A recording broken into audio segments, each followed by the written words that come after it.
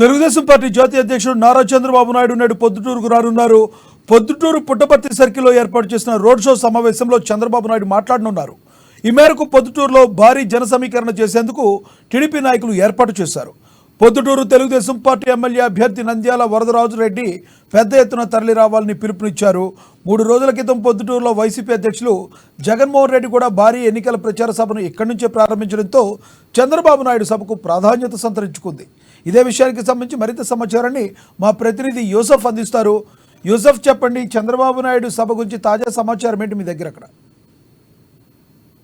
Thank you Lakshminath. Kadapa జిల్లాలో ఇవాళ Chandrababu Naidu road show కొనసాగనుంది. ఇదే నేపథ్యంలో పొద్దుటూరు నియోజకవర్గంలో పుట్టపత్రి సర్కిల్లో బహిరంగ సభను ఏర్పాటు చేశారు. ప్రజలను ఉద్దేశించి చంద్రబాబు ప్రసంగించనున్నారు. పూర్తి స్థాయిలో నిన్న ఏదైతే జాబితా విడుదల చేశారో ఈ జాబితాలో పెద్ద గందరగోళం ఏర్పడింది. స్థానికంగా ఉన్నటువంటి చెందిన నాయకులకు కాకుండా ఇతరులకు సీట్లను కేటాయిస్తా ఉన్నారు. మళ్ళీ వచ్చి ప్రజలకు ఏమని చెప్పి సమాధానం చెప్పారని చెప్పేసి టీడీపీ శ్రేణులు అయితే ప్రశ్నిస్తా ఉన్నాయి. పార్టీని నమ్ముకొని ఇప్పటి వరకు పనిచేసిన వారికి ఇటు కడప జిల్లా వ్యాప్తంగా చూసినట్లయితే ఎంపీ అభ్యర్థి భూపేష్ ఎవరైతే జమ్మలమూడుకు చెందిన ఆదినారాయణ రెడ్డి కుటుంబం నుండి వాళ్ళన్న కుమారుడు ఎవరైతే ఉన్నారో భూపేష్ కు ఎంపీ అభ్యర్థిగా ప్రకటించారు. అతని చిన్న వయసు, అతనికి పూర్తిగా పార్టీ మీద పట్టు లేదు. అటువంటి వ్యక్తిని తెచ్చి ఎంపీ అభ్యర్థిగా ప్రకటించారు.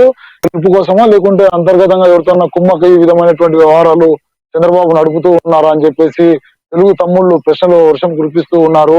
రాజంపేట వ్యాప్తంగా చూసినట్లయితే అక్కడ బత్తెల చెంగల్రాయుడు ఇన్ఛార్జ్ గా కొనసాగుతున్నటువంటి నేపథ్యంలో అక్కడ కూడా అభ్యర్థిని మార్చి రైచోటి ప్రాంతానికి చెందిన సుబ్రహ్మణ్యం తీసుకువచ్చి అక్కడ అభ్యర్థిగా ప్రకటించారు. ఇవన్నీ కూడా పార్టీలో అంతర్గతంగా పోరుకు దారి తీస్తా ఉన్నాయి.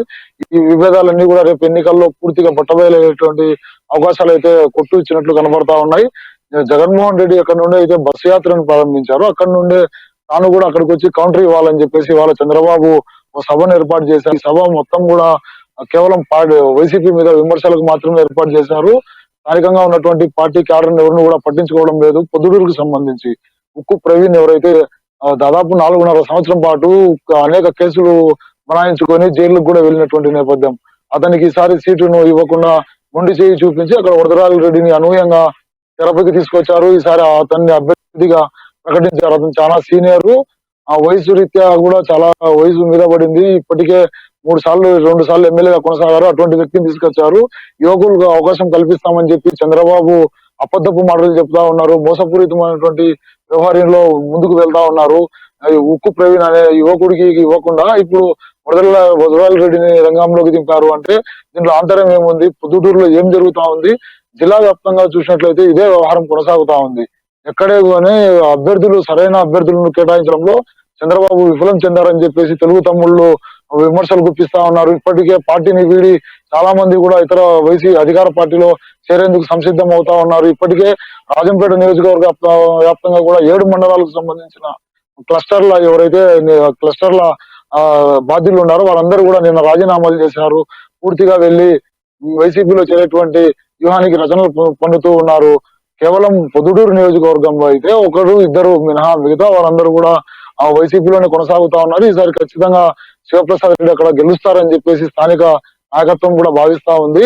వరదరాజు రెడ్డి కావచ్చు, ఇట్లు ఎంపీ అభ్యర్థి అయితే అవినాష్ రెడ్డి దాదాపు ఇది 3వ దఫా పోటీ చేస్తా ఉన్నారు. అటువంటి అభ్యర్థి మీద సీనియారిటీ ఉన్నటువంటి నాయకులను రంగంలోకి దింపకుండా కొత్తగా వచ్చినటువంటి యువకుడిని తీసుకొచ్చి ఇక్కడ కేవలం నామకే వాస్తే పోటీని మాత్రమే చంద్రబాబు కొనసాగిస్తా ఉన్నారని చెప్పేసి విమర్శలు అయితే వెల్లువెత్తుతా ఉన్నాయి. ఇవాళ చంద్రబాబు పర్యటనలో కొద్దిగా గందరగోళమైనటువంటి వాతావరణం కూడా ఏర్పడేటువంటి అవకాశం కనబడతా ఉంది. ఎందుకంటే పార్టీని నమ్ముకొని పనిచేసే నాయకులకు సీట్లు. అయితే యూసఫ్, చెప్పండి, అక్కడున్న అవినాష్ రెడ్డి పైన అనేక అభియోగాలు ఉన్నాయి. ప్రజెంట్ పరిస్థితి ఆంధ్రప్రదేశ్ రాష్ట్రం అందరికీ తెలిసిందే. వైఎస్ వివేకానంద హత్య కేసులో అనేక ఆరోపణలు ఎదుర్కొంటున్నారు. వైఎస్ వివేకానంద రెడ్డికి ఈసారి కష్టంగానే ఉందనే మాట కూడా వినబడుతుంది కదా?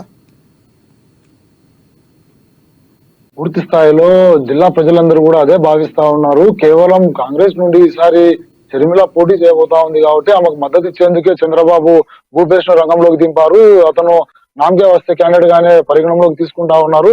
టీడీపీ అయితే పూర్తి స్థాయిలో ఉమ్మడి కడప జిల్లాలోని 10 నియోజకవర్గాల్లో కూడా అందరూ కూడా క్యాండిడేట్లను ఎటువంటి వారిని అంటే నూతనంగా ఎవరైతే పార్టీలో చేరారో వారికి మాత్రం అవకాశం కల్పించింది. నిన్న మొన్న బద్వేలు నియోజకవర్గాన్ని చూసినట్లయితే రోషన్న ఇతను కూడా కొత్త అభ్యర్థి. ఇతను టీడీపీలో కొనసాగేటువంటి నేపథ్యంలో ఇతన్ని తీసుకువెళ్లి బీజేపీలోకి చంద్రబాబు స్వయంగా పంపించారని చెప్పేసి బీజేపీ నేతలు కూడా వాదన వినిపిస్తా ఉన్నారు. ఇవన్నీ కూడా చంద్రబాబు లోపాయికారి ఒప్పందాలు మాత్రమే కొనసాగుతా ఉన్నాయి. ఇతను టీడీపీని పూర్తిగా భ్రష్టు పట్టించేటువంటి వ్యవహారాల్లో ముందడుగులో ఉన్నారు. కేవలం డబ్బులకు మాత్రమే అనంతపురంలో చూడొచ్చు, కర్నూలులో చూడొచ్చు, కడపలో చూడొచ్చు.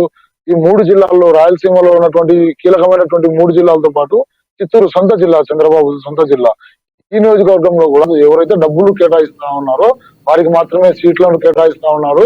వీళ్ళు గెలుపు పొందే అభ్యర్థులా లేకుంటే పార్టీకి సంబంధించిన ముఖ్య నాయకుల ఎన్ని రోజుల నుండి కష్టపడినటువంటి వారికి ప్రతిఫలం లేకుండా ఇప్పుడు కొత్త వారిని రంగంలో దింపడంలో చంద్రబాబు ఆంతర్యం ఏముందో వెల్లడించాలని చెప్పేసి కూడా టీడీపీ శ్రేణులు భావిస్తా ఉన్నాయి. మరోపక్క అవినాష్ రెడ్డికి ఎంత చెడ్డ పేరు వచ్చినప్పటికీ కూడా వైఎస్ఆర్సీపీ పార్టీ క్యాడర్ కూడా బలంగానే ఉంది, ఇక్కడ పనిచేస్తా ఉంది. అవినాష్ రెడ్డి గెలుపు కోసం వీరందరూ కూడా కృషి చేస్తా ఉన్నారు. ఇప్పటికే ఈ ఒకవైపు చంద్రబాబు కూడా గొడ్డలి మెట్టుకు ఆ బాబాయిని చంపింది అబ్బాయి అని చెప్పి ప్రకటిస్తున్నప్పటికీ కూడా జిల్లా ప్రజల్లో ఆ విధమైనటువంటి పూర్తి నమ్మకాన్ని అయితే తీసుకురావడంలో ప్రతిపక్ష పార్టీలు కూడా వైఫల్యం చెందాయి. హంతకుడిగా ఏసీబీ అధికారులు అతని పేరును చార్జ్ షీట్ లో నమోదు చేసినప్పటికీ భాస్కర్ రెడ్డి జైల్లో గొడవల మధ్యలో ఉన్నప్పటికీ కూడా అతని పేరును ప్రతిపక్షాలు పూర్తిగా ప్రజలకు తీసుకువెళ్లి వీళ్ళు నేరం చేశారని నిరూపించడంలో అయితే పూర్తిగా వైఫల్యం చెందాయని చెప్పి మనం భావించవచ్చు. ఇటువంటి ధోరణి కొనసాగేంత వరకు మళ్ళీ అవినాష్ రెడ్డికి ఎన్నికల్లో ఎటువంటి డోకా కలగదని చెప్పేసి వైసీపీ శ్రేణులు అయితే భావిస్తున్నటువంటి పరిస్థితిగా చెప్పవచ్చు. లక్ష్మణ, థ్యాంక్ యూ యూసఫ్.